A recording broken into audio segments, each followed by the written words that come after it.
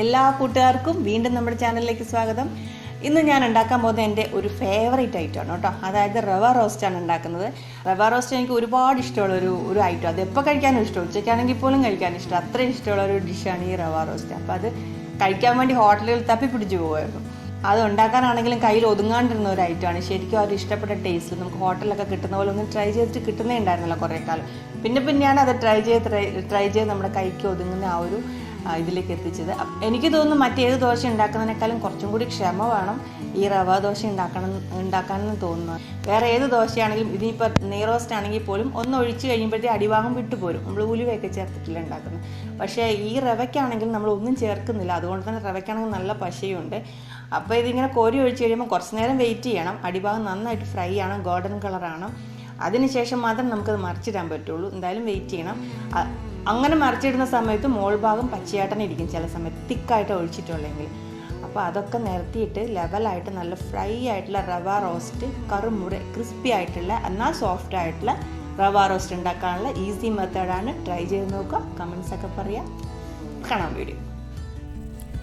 1 cup റവ ഞാനിവിടെ എടുത്തിട്ടുണ്ട്. റവ വറുത്തിട്ടൊന്നുമില്ല കേട്ടോ, സാധാരണ പച്ച റവയായത്. അതിൻ്റെ കൂട്ടത്തിൽ 1/2 കപ്പ് അരിപ്പൊടി. പത്തിരിക്കൊക്കെ വാങ്ങിക്കുന്ന നമ്മുടെ ഇടിയപ്പത്തിൻ്റെയൊക്കെ പൊടിയില്ലേ, പാക്കറ്റിൽ വാങ്ങിക്കാൻ കിട്ടുന്ന ആ അരിപ്പൊടി 1/2 കപ്പ്. 1 ടേബിൾ സ്പൂൺ മൈദ മാവ്. ചില ആൾക്കാർ ഇതിലേക്ക് തൈരൊക്കെ ചേർത്ത് കൊടുക്കും. പക്ഷെ ഞാനിപ്പോൾ തൈരൊന്നും ചേർത്ത് കൊടുക്കുന്നില്ല കേട്ടോ, അല്ലാതെ തന്നെ നമുക്കിത് ഉണ്ടാക്കിയെടുക്കാൻ പറ്റും. 1 സവോള നൈസായിട്ട് കൊത്തി അരിഞ്ഞത്, കട്ടി ഉണ്ടാവാൻ പാടില്ല, നൈസായിട്ട് വേണം അരിയാൻ. ഇഞ്ചി ഒരു വലിയൊരു കഷ്ണം ചെറുതായിട്ട് കൊത്തി നുറുക്കിയത്. പിന്നെ ഒരു 2-3 പച്ചമുളക് എരിവിന് ആവശ്യമുള്ളത്. കുറച്ച് കൊത്തമല്ലിയില, മല്ലിയില കുറച്ച് കൂടുതൽ വേണം കേട്ടോ. പിന്നെ ഇതുപോലത്തെ ഒരു വലിയ സ്പൂണിന് 1/2 ടീസ്പൂൺ ജീരകം. പിന്നെ വേണ്ടത് ഉപ്പ്. പിന്നെ ഈ പച്ചക്കറിയൊക്കെ അരിയുന്ന സമയത്ത് എല്ലാം നൈസായിട്ട് വേണം അരിയാൻ. നമ്മുടെ ദോശ നൈസായിട്ടുള്ള ദോശയത്. വലിയ വലിയ കഷ്ണങ്ങൾ കിടന്നിട്ടുണ്ടെങ്കിൽ ശരിയാവില്ല.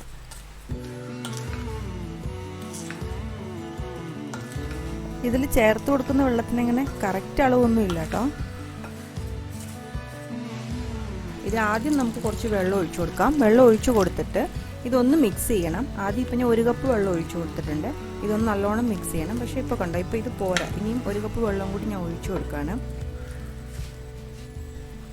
ആ വെള്ളവും കൂടി ഒഴിച്ചു കൊടുത്തിട്ട് ഇതെല്ലാം കൂടിയിട്ടൊന്ന് മിക്സ് ചെയ്തെടുത്ത് വെക്കണം. ഇത്രയും വെള്ളം പോരാ കേട്ടോ, വെള്ളം നല്ലോണം ഒഴിച്ചു കൊടുക്കണം. ആദ്യം ഇത്രയും വെള്ളം ഒഴിച്ചു കൊടുക്കുന്നത് എന്താണെന്ന് വെച്ചാൽ ഇട്ട് കൊടുത്തിരുന്ന റവയും അരിപ്പൊടിയും ഡ്രൈ ആയ ഐറ്റംസ്. അപ്പോൾ അത് കുതിരാൻ വേണ്ടിയിട്ട് കുറച്ച് വെള്ളത്തിൻ്റെ ആവശ്യമുണ്ട്. ആ വെള്ളമാണ് ഇപ്പോൾ ഒഴിച്ചു കൊടുത്തത്. ഇതൊരു 10 തൊട്ട് 15 മിനിറ്റ് വരെ സോക്ക് ചെയ്യാൻ വേണ്ടി എടുത്തു വയ്ക്കണം. അപ്പോൾ ഒരു 15 മിനിറ്റിന് ശേഷം എടുക്കുമ്പോൾ മാവ് തിക്കായിട്ടായിരിക്കും ഉണ്ടാവുക. ആ മാവിലേക്ക് വേണം ദോശയ്ക്ക് ആവശ്യമുള്ള വെള്ളം ഒഴിച്ചു കൊടുക്കാൻ വേണ്ടിയിട്ട്. എന്നിട്ട് വേണം കലക്കിയെടുക്കാൻ. നമ്മുടെ നീർദോശയൊക്കെ ഇല്ലേ, നീർദോശ, പേപ്പർ ദോശ, ഉലുവ ദോശ എന്നൊക്കെ പറയുന്നത്, അങ്ങനത്തെ ദോശയുടെ ആ ഒരു കൺസിസ്റ്റൻസി ഉണ്ട്. അതാണ് വീശി ഒഴിക്കുന്ന ആ ഒരു പരുവം. ആ ഒരു പരുവത്തിലേക്ക് ഈ മാവ് ഒഴിച്ച് കലക്കിയെടുക്കണം. ഇപ്പോൾ 15 മിനിറ്റിന് ശേഷം മാവ് ഇത്രയും തിക്കായിട്ടുള്ളത്. ഇതിലേക്ക് വെള്ളം ഒഴിച്ചു കൊടുക്കാൻ പോവാണ്, ദോശയ്ക്ക് ആവശ്യമുള്ള വെള്ളം. കലക്കാനുള്ള എളുപ്പത്തിന് ഒരു കുഴിയുള്ള പാത്രത്തിലേക്ക് മാറ്റിയിട്ടുണ്ട് മാവ്.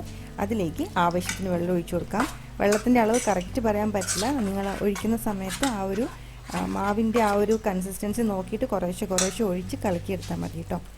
ആദ്യം തന്നെ നമ്മൾ വെള്ളം ഒഴിച്ച് കൊടുത്തിട്ട് കലക്കി പെട്ടെന്ന് തന്നെ ദോശ ഉണ്ടാക്കുകയാണെങ്കിൽ ഓരോ ദോശ ഉണ്ടാക്കും തോറും മാവ് തിക്കായിക്കൊണ്ടിരിക്കും. അപ്പോൾ അത് ഉണ്ടാവാണ്ടിരിക്കാൻ എല്ലാ ദോശയും ഒരേപോലെ സോഫ്റ്റായിട്ട് കിട്ടാൻ വേണ്ടിയിട്ടാണ് മാവ് ആദ്യം സോക്ക് ചെയ്യാൻ വേണ്ടി എടുത്ത് വെച്ചിട്ടുള്ളത്.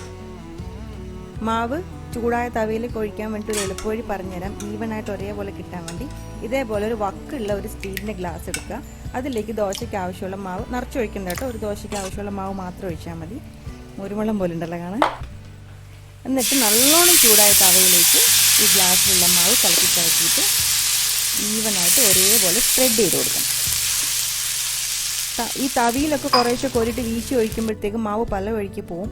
ചില സൈഡിൽ തിക്കായിരിക്കും, ചില സൈഡിൽ തിന്നായിപ്പോവും, ഈവനായിട്ട് കിട്ടില്ല. അപ്പോൾ അതിനുള്ള ഒരു എളുപ്പ വഴിയാണ് കേട്ടോ ഇപ്പോൾ പറഞ്ഞു തന്നത്. ഇത് ഒഴിച്ചു കൊടുക്കുമ്പം ആദ്യം എണ്ണ ഒഴിച്ചു കൊടുക്കരുത്. ഒഴിച്ചു കൊടുത്ത് ഒന്ന് വെന്തതിന് ശേഷം വേണം മുകളിൽ 1 സ്പൂൺ എണ്ണ ഒന്ന് ഒഴിച്ചു കൊടുക്കാൻ. എണ്ണ ഒഴിച്ചു കൊടുത്തിട്ട് കുറച്ച് സമയം വെയിറ്റ് ചെയ്യുമ്പം അടിഭാഗം ലൈറ്റ് ബ്രൗൺ കളറിൽ നന്നായിട്ട് മൊരിഞ്ഞിട്ടുണ്ടാവും. മൊരിയുമ്പോഴും ഇതേപോലെ മുകളിൽ കുറച്ച് വേകാതെ ഇങ്ങനെ പശ പോലെ ചില സൈഡിൽ പൊങ്ങി നിൽക്കും, ചില സൈഡിൽ നന്നായിട്ട് ഫ്രൈ ആയിട്ടുണ്ടാവും. അപ്പോൾ എന്ത് ചെയ്യണം, ഇതേപോലെ ഒരു ചട്ടുകം വെച്ചിട്ട് ആ വേകാത്ത പൊങ്ങി നിൽക്കുന്ന സ്ഥലം എല്ലാം കൂടിയിട്ട് ആ മുരിഞ്ഞ സ്ഥലത്തിലേക്ക് നമ്മൾ ഇതേപോലെ തേച്ച് കൊടുക്കണം. അങ്ങനെ ആകുമ്പം ദോശ ഇതേപോലെ എല്ലാ സൈഡും ഈവനായിട്ട് ക്രിസ്പി ആയിട്ട് നല്ല സോഫ്റ്റായിട്ട് ഉണ്ടാക്കിയെടുക്കാൻ പറ്റും. ഇതിപ്പോൾ ഞാൻ ചെയ്യുന്നത് നോൺ സ്റ്റിക്ക് പാനിലാണ്. നോൺ സ്റ്റിക്ക് പാനിൽ സ്റ്റീൽ ചട്ടുകൊന്നും യൂസ് ചെയ്യാൻ പാടില്ല എന്നൊക്കെ പറഞ്ഞ് നിങ്ങൾ കമൻസ് ഇടാൻ എനിക്കറിയാം. പക്ഷേ ഞാൻ ഈ ചട്ടുക വളരെ സൂക്ഷിച്ച് അടിയിലൊന്നും തൊടാണ്ട് വലിയ പരിക്കൊന്നും പറ്റാത്ത രീതിയിൽ സോഫ്റ്റായിട്ടാണ് കേട്ടോ ചെയ്തെടുക്കുന്നത്. അപ്പം വുഡൻ്റെ സ്പൂൺ ഉണ്ടെങ്കിൽ ചെയ്യാം, പക്ഷേ ഇതെനിക്ക് അത്രയും വുഡൻ്റെ അത്ര യൂസ്ഫുള്ളായിട്ട് വന്നില്ല, അതുകൊണ്ടാണ് ഇപ്പോൾ ഇതെടുത്തിട്ടുള്ളത്. കണ്ടോ, നമ്മുടെ മൊരു സ്വാഗത്ത് സോഫ്റ്റായിട്ടുള്ള ക്രിസ്പി ആയിട്ടുള്ള റവ ദോശ റെഡി ആയിട്ടുണ്ട് കേട്ടോ. ചട്നിയുടെ കൂടെ കഴിക്കുകയാണെങ്കിൽ സൂപ്പർ ടേസ്റ്റാണ്. എൻ്റെ ഫേവറേറ്റ് ആയിട്ട് ഇത് ആദ്യമൊക്കെ കഴിക്കാൻ വേണ്ടി സ്ഥിരമായിട്ട് ഹോട്ടലിൽ പോകുമായിരുന്നു. പിന്നെ ഇത് ഉണ്ടാക്കാൻ പഠിച്ചപ്പം പിന്നെ നമ്മൾ ഇവിടെ തന്നെ സ്ഥിരം റവ ദോശ, മക്കൾക്കും എല്ലാവർക്കും ഇഷ്ടമായത്. അങ്ങനെ ആദ്യത്തെ റവ ദോശ ഉണ്ടാക്കിയെടുത്തു. ഇനി നമുക്കൊരു 3-4 കൂടി ഉണ്ടാക്കിയെടുക്കാം അല്ലേ.